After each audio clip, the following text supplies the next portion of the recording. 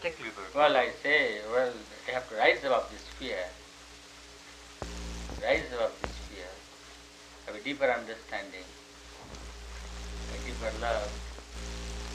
The very fact that fear, there is so much of fear means there is so, that is, to that extent there is less of love. Well, then it wouldn't be very good to have much fear for your guru. It would mean that you didn't love him, right? And so until you have a deep love, Oh, it is good to have a little this. It's not the ordinary fear.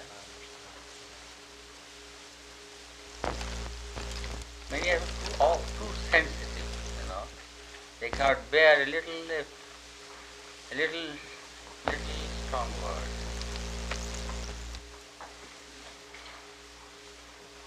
And what all you pass through will drive some of you away. What we pass through, we had to maintain great love. And such scoldings we had, and those scoldings will drive you away. Does Maharaj scold all of his disciples? Whenever the occasion arose. Sooner or later they all got Or later, but then the tremendous love behind, we saw that love. How many times we were just made to weep and cry. But after that always we had special touches of love and kindness. So if there are any wounds, all were wiped away. And those things that they told us, maybe with strong words, are deeply impressed in the mind. Even yesterday I was talking to this Swami, those were real blessings when you don't get the opportunity of these blessings. Now when one is deeply interested and either one feels like scolding, do you care to scold a stranger? Remain indifferent towards him. But when you get scolding out of love from one who is interested in you, that's a blessing. And act in such a way that you don't get this scolding.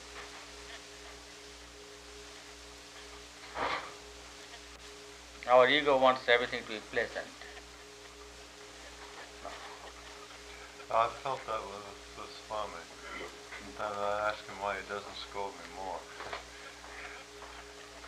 I say that he doesn't care much because he hasn't scolded me for a month. Well, don't be too sure. Someday a blast might come. I'm always in hopes. Everybody thinks Hopes I'm or crazy. fear? No, I want it. How else will I get over these things that are obscure? Mm-hmm. You should stay here. I think you could give a good blast if you got, If I want to, I can. I feel that. That's why I wish you would stay. One of the reasons. Maybe you would bless me.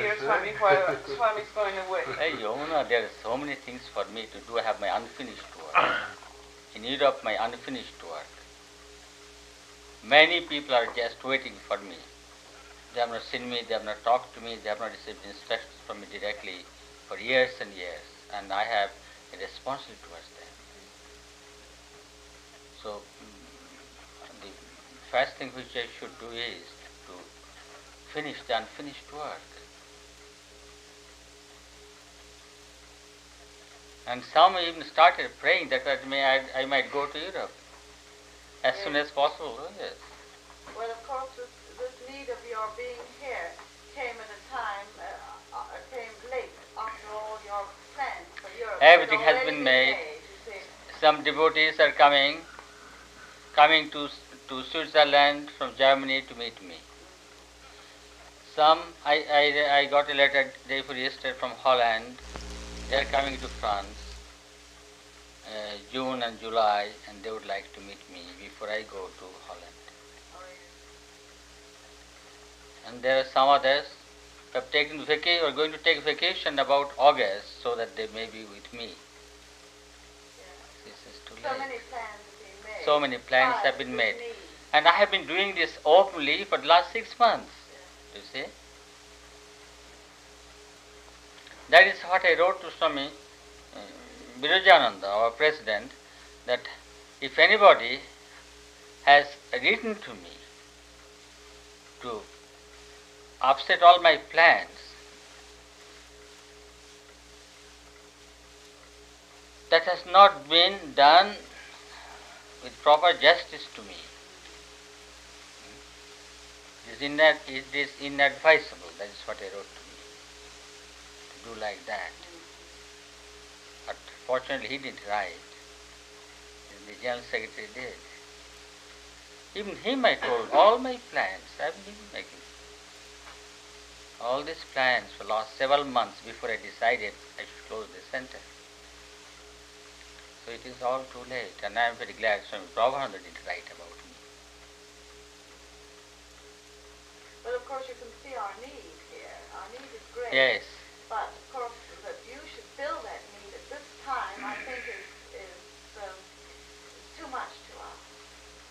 And too much to expect. And Much then, as we love it. and then there are other needs. I have several irons in the fire already, and I cannot have more. Another thing, unless I can work here wholeheartedly for a time, I shouldn't stay. It will be a bad example. That is what I told Swami Prabhupada. I will be doing injustice to me, injustice to the work, injustice to all concerned. And that is the reason I refuse to be the General Secretary. My heart is not in the executive work anymore. And when finally they understood. Well, Swami, talk to us about how we can meet this situation ourselves in case we don't have a Swami here. Just give us some of your wise counsel and advice. Everyone should do a little extra meditation during this time.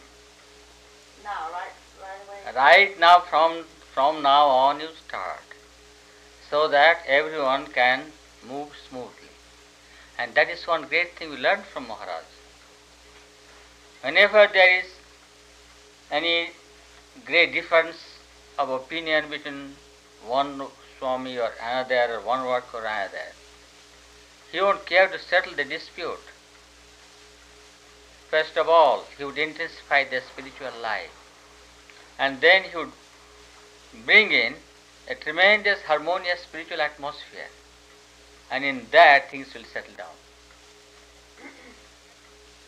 Now, in 1920, or rather 21, when he came to Benares, there was a lot of disturbance. And what he did, he stressed more spiritual practice. He introduced Ram Nam, one day at the Advaita Ashram, another day at the Shivashram, the home of service, brought them all together. And some of the workers who did not care for monastic life, I mean formal monastic life, especially connected to the home of service, they were made to accept the monastic life. One of them just ran away, but the Swami's power was irresistible. He came and he was initiated into the order, and we saw this miracle taking place before our very eyes. And every morning many of us would go and sit at his feet, sit in his room, and he would be meditating, with him. After that he would give us talks, all intensifying the spiritual life. And once someone asked Swami, why don't you ask them to do more work? He said, I am not to tell that. They will work by themselves. They have all got in them the tendency to work. So I want to give them the inspiration for walking in the right spirit. And that can be done only by stressing the spiritual life.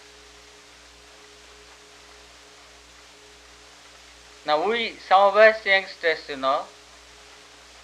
were full of spirit of service. Would pick up maybe a diseased dog and would try to dress its wounds and apply some medicine. Sometimes we did in the wrong way.